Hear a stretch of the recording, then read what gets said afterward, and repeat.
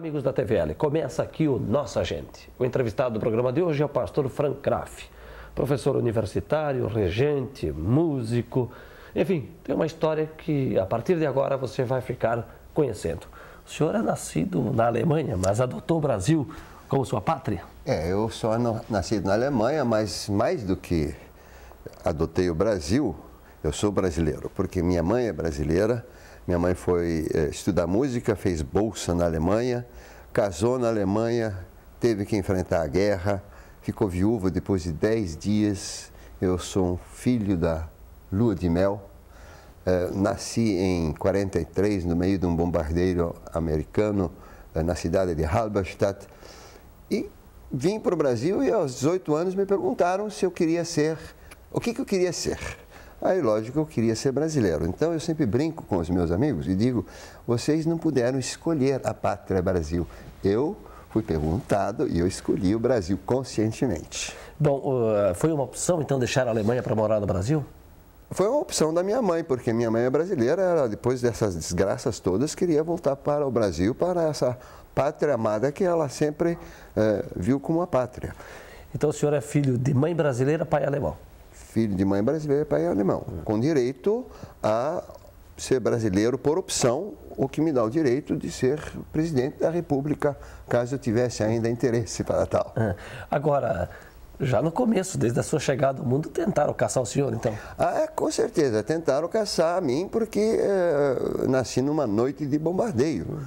E eu sou chamado aquela criança do porão, porque todas as noites, até o final da guerra, nós estávamos na nossa cama, dormindo lá, minha mãe comigo, meu pai morto. Aí vem o ataque aéreo, nós íamos para o porão, ficávamos lá. Minha mãe se deitava por cima de mim e disse, se morrermos, morremos nós dois. E daí volta. Isto durante 10 meses de minha primeira infância, né? O senhor citou o pai morto, morreu na guerra ou antes? Meu pai morreu na guerra. Meu pai era Foi vítima aviador, da guerra? Vítima da guerra. É aviador. 90% dos aviadores morreram na guerra, né? E isso sempre me dá um certo medo de voar, né? E, enfim, ele era músico também, mas teve que servir a pátria alemã dele, né? E morreu. No 10º dia, foi chamado da lua de mel, no outro dia morreu. E ninguém sabe exatamente como e como é que foi. Então o senhor nem chegou a conhecê-lo? Não, não cheguei a conhecê-lo, não. Bom, daí nós viemos para o Brasil e a minha primeira infância foi uma infância bem brasileira, né? Bem brasileira, porque nós éramos muito pobres, nós tínhamos muito pouco e nós fomos morar na periferia de Curitiba. E meus amigos, ainda meus amigos hoje, são José, são Mário, Luci, o Neném, né? Eu comecei em Curitiba como alemão barata come queijo com batata, né? Assim que o pessoal chamava aqueles alemães que vinham assim. Mas eu, como criança, né, logo me adaptei e aí eu tive uma infância muito bonita, principalmente com os meus amigos de infância, que ainda hoje nós gostamos de nos encontrar e que eram bem brasileiros, bem brasileiros. Então eu tive uma infância brasileira. A gente sabe que o pós-guerra vieram consequências, como por exemplo o preconceito, mas a perseguição, né? Porque o Brasil acabou sendo aliado dos Estados Unidos, aquelas coisas. O senhor sofreu um tipo de embate, esse tipo de coisa na sua infância? Aqui Além dos primeiros 2 meses, alemão barata come queijo com batata, eu não sofri não, porque criança primeiramente, criança não sente isso tanto, e criança, como eu entrei na periferia, as crianças lá era gente muito fina, né? E a sua mãe era brasileira? E minha mãe é brasileira, quer dizer, minha mãe falava um português perfeito e eu tive que aprender um português perfeito. Adquiri o meu sotaque alemão quando eu fui estudar teologia para pastor, porque lá nós tínhamos uma escola preparatória ao pastorado que era quase toda ela em alemão. E aí que voltei a ter sotaque. E os seus estudos foram em Curitiba? Não, meus estudos foram no Rio Grande do Sul, em São Leopoldo, onde a igreja luterana... Que época foi isso? 56 a 65. Você já era um moço crescido. Primeiro criança, né? Eu entrei com 11 anos, 12 anos no internato e aí fui caminhando no internato. Ali no Vale dos Sinos, Novo Hamburgo, São Leopoldo? Vale dos Sinos, São Leopoldo, Morro do Espelho. E ali eu...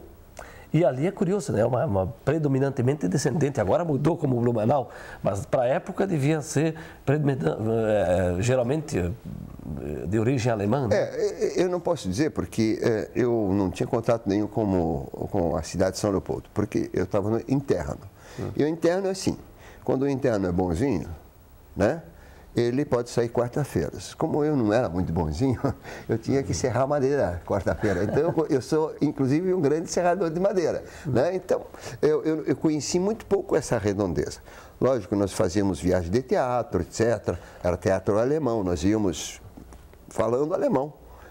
Entre nós falávamos muito alemão e pouco português. Era uma coisa da época e é uma coisa do Rio Grande do Sul. Hoje em dia, com certeza, isso não é mais assim. É porque aquela região do Vale dos Sinos tinha algo a ver também com o Vale do Itajaí. Pelo menos na sua formação, na sua cultura, 1828, na sua gente, né? 1828, a imigração alemã iniciou ali. E essa imigração alemã, ela foi pura lá. Houve a mesma coisa que houve aqui. Os alemães que vieram para São Leopoldo queriam também ser brasileiros. Mas, embora havia promessas de escola em português, essas promessas até hoje não foram cumpridas. Nem aqui em Blumenau, né? O Dr. Blumenau, ele em 1850 arriou a bandeira alemã e colocou a bandeira brasileira e disse para eles, agora vocês são brasileiros.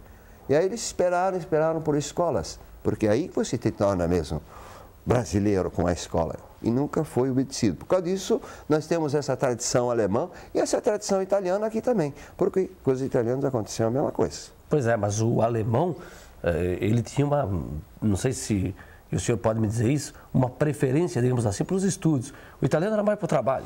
Não. Os primeiros alemães, a não ser esses alemães intelectuais que saíram de uma época de revolução estudantil na Europa, eles eram intelectuais dados ao estudo, mas a maioria dos que vieram depois eram maioria desses impérios feudais que estavam quebrando, camponeses, né? Camponeses, né? E que eram quase que todos analfabetos. Agora, pastor Graff, como é que surgiu essa ideia de ir para o internato, deixar Curitiba e se dedicar num preparo para a vida religiosa? Sabe que eu me pergunto isso também. Meu avô era pastor, meu pai falecido era músico, queria estudar teologia. Então havia em cima de mim sempre assim aquela história, né? Não, você será um belo pastor, um bom pastor, você vai seguir os passos do teu pai, você vai seguir os passos do teu avô. E eu fui, como era naquela época, assim, eu fui obedecendo, até que um dia eu me vi pastor em Trombudo Central, aqui em Santa Catarina, época muito bonita da minha vida, mas eu devo dizer que eu me tornei um pastor na comunidade, né? Eu tinha conhecimento teológico, bacharel em teologia, mas me transformei já com esse pessoal que eu tanto gosto lá em Trombudo Central. Eu lá me transformei pastor. O senhor então fez teologia também no Rio Grande do Sul? Também no Rio Grande do Sul. Veio preparado? Eu vim preparado.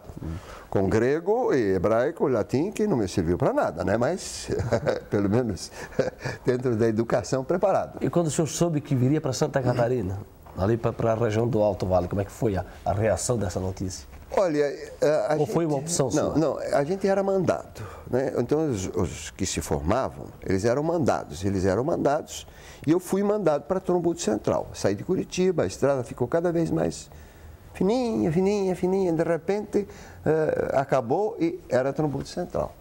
E aí eu comecei a primeiramente trabalhar, mas com muito medo, muito susto. Até que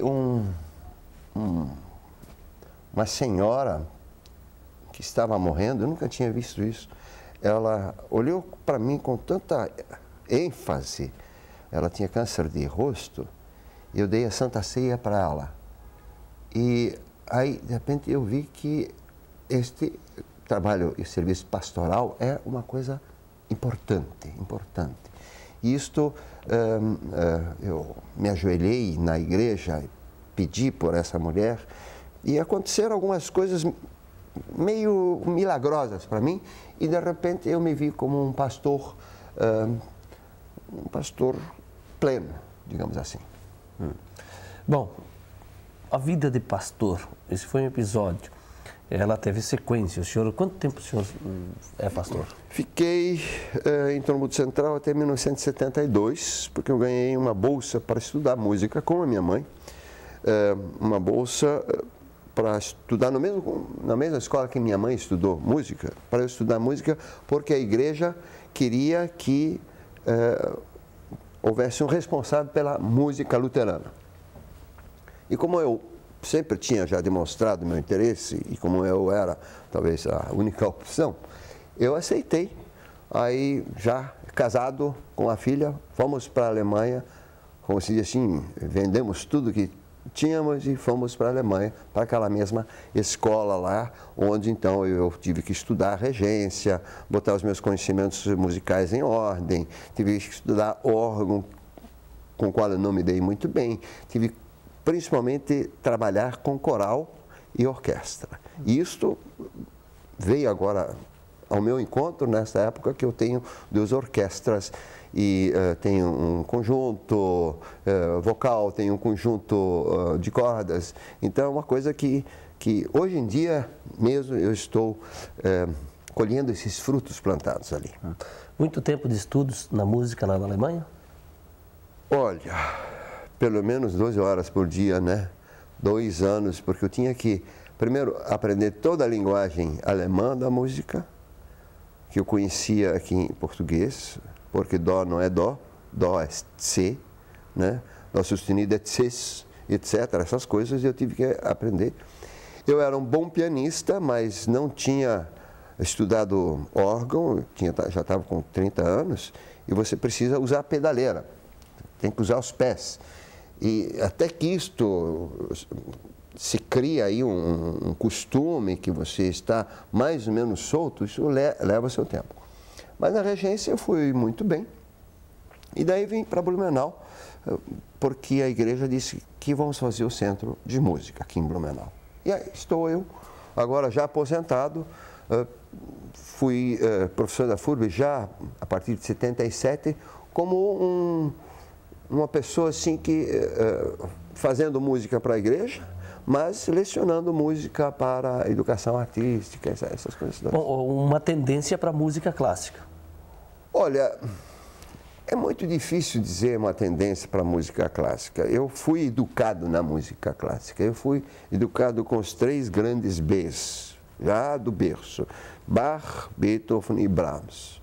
Claro que isso marca, mas eu participei de tantos festivais, né, universitários da canção.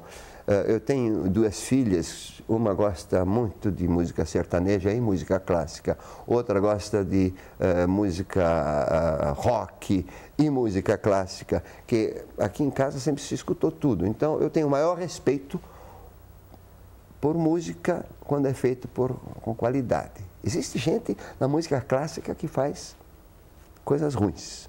Existe gente no rock que faz coisas muito boas. Então, o meu respeito é sempre pela qualidade da música que se faz.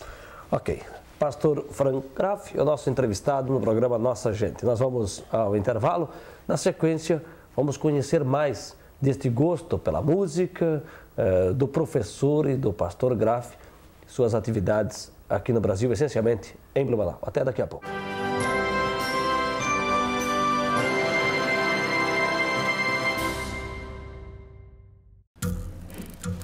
As formas de comunicação mudaram, porém a necessidade das pessoas serem ouvidas continua igual.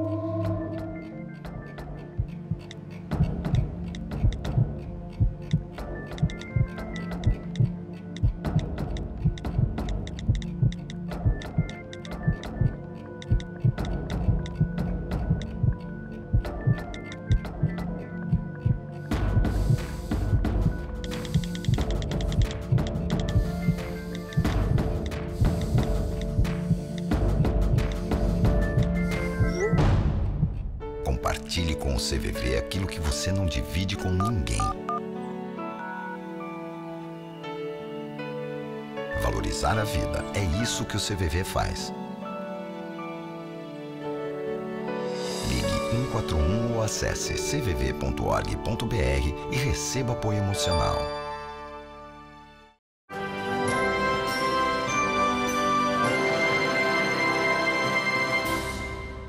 De volta aqui pela TVL, na apresentação do programa Nossa Gente, entrevistado do programa de hoje, o pastor Frank Graff. Na questão musical, né? Evidente que do tempo que o senhor foi para a Alemanha aprender música para hoje, aconteceram algumas evoluções nos instrumentos, por exemplo. Eu acho que nos instrumentos nós já temos um início de desenvolvimento na música eletrônica já nos anos 60, né? O início dos Beatles era um eletrônico assim, ainda muito chinfrim, né? Mas aí a música eletrônica começou a crescer, ela começou a se desenvolver. Então, nos instrumentos modernos hoje, nós só temos um instrumento moderno que é o instrumento eletrônico. Hoje você tem pianos de qualidade sonora como se fosse um piano Steinway. Mas não houve a criação de novos instrumentos, né? Só houve agora a eletrificação de novos instrumentos, que dá mas é uma tendência. Na música clássica, assim, lá pelos anos 1910, nós temos orquestras com 400 trombones, 800 cordas, etc. O pessoal queria mais som. E aí houve esse lance que começou, em verdade, com o Stockhausen, na Alemanha, onde começou a se criar um outro som via sintetizador, via essas coisas que produziam com um pequeno movimento muito som. Porque me parece que o som era pequeno para as pessoas. E hoje em dia, principalmente os jovens, quanto mais o som, melhor a música. O senhor chegou a tocar violino fabricado com tripa de gato? Olha, não violino com tripa de gato, mas violoncelo, porque eu toquei violão com tripa de gato, né? Depois foi logo, isso foi lá mais ou menos quando eu comecei a estudar violoncelo, foi em 57, 58, mas logo depois isso caiu fora da moda e aí começamos com cordas de metal. Estou imaginando aqui quantos gatos foram sacrificados para...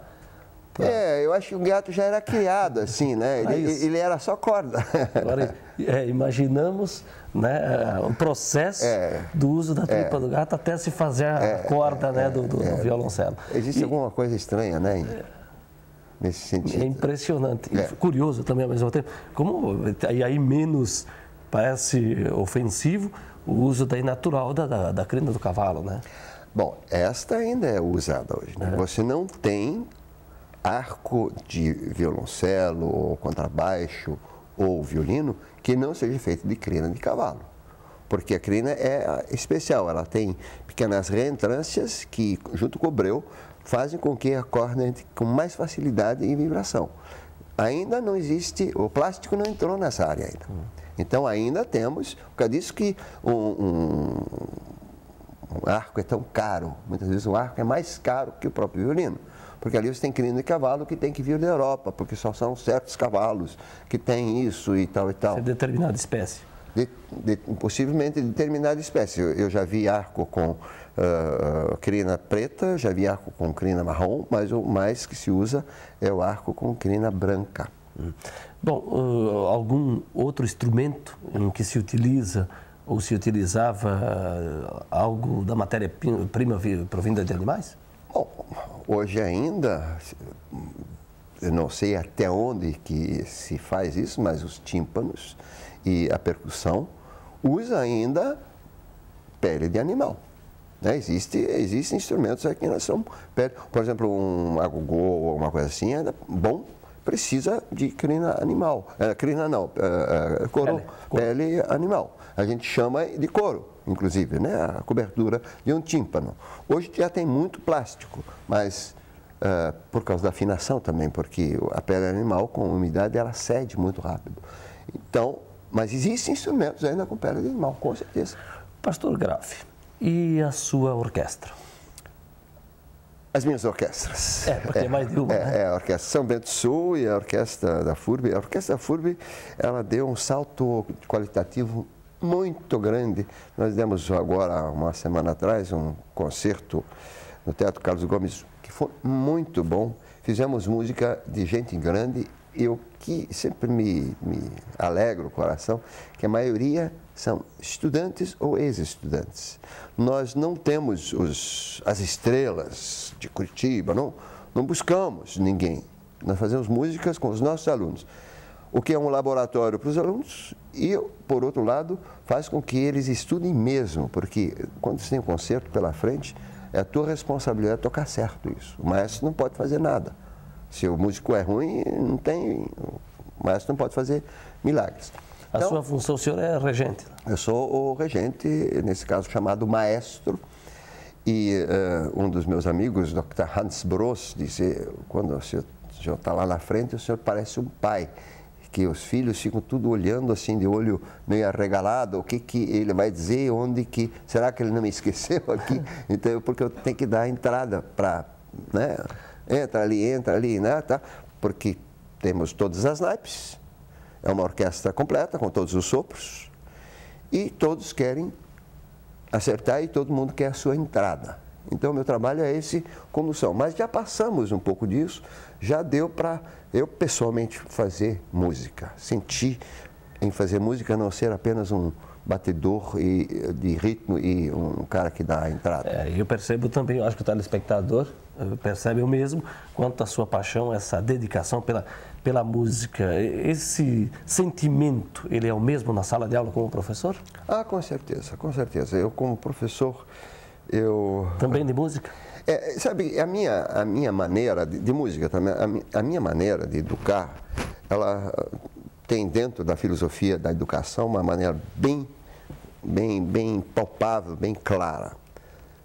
Eu sou um professor humanista. Eu poderia ser behaviorista, eu poderia ser tecnicista, eu poderia ser academicista. Não, eu sou humanista. O que é este professor humanista? O professor humanista, com certeza, tem uma meta lá na frente a atingir. Mas não é a meta que é importante, é o caminho. O caminho a chegar à meta tem que ser um caminho gostoso. Um caminho onde você cresce espiritualmente, pessoalmente, você cresce como ser humano.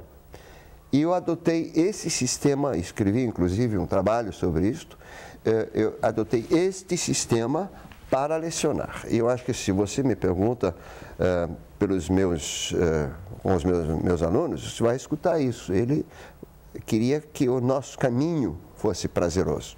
Hoje de manhã eu estava ouvindo novamente um CD que eu fiz, uma história que a Sinira Abad e nós criamos, Bom Dia, que se chama. Isso foi cantado por pintores, né? E eu tenho a gravação, ficou muito engraçadinho isso. Uma história. Então, esse processo de a gente fazer esse CD, todas as melodias foram minhas, o Geraldo Bispo auxiliou, etc, etc. Então, eu tive o prazer de ter uma sala de aula onde este caminho foi preenchido por um CD. Enquanto que o pessoal fazia o CD, ele ia aprendendo a música, aprendendo a cantar, aprendendo as notas, aprendendo, enfim, a se manifestar musicalmente. Então, essa é a minha visão de educação, por vezes criticadas, mas é essa a minha posição. Quer dizer, é uma posição filosoficamente muito clara. Educação humanística. E aí entra também o papel do pastor Frank Graff. Aí entra, com certeza, o papel do pastor Frank Graff. Agora, nem todo pastor é necessariamente humanista, né? Tem o pastor que quer que as pessoas sejam todas elas igual a ele, né? Crentes, fervorosos. Eu não. Eu vou querendo levar as minhas ovelhas, por assim dizer, a ter um caminho prazeroso para chegar lá. E esse lá, eu não digo o que é, porque isso só Deus sabe, né? Mas este caminho de cristão, ele não precisa ser um caminho pesadão, mas primeiramente é um caminho de vida prazerosa. Agora, essa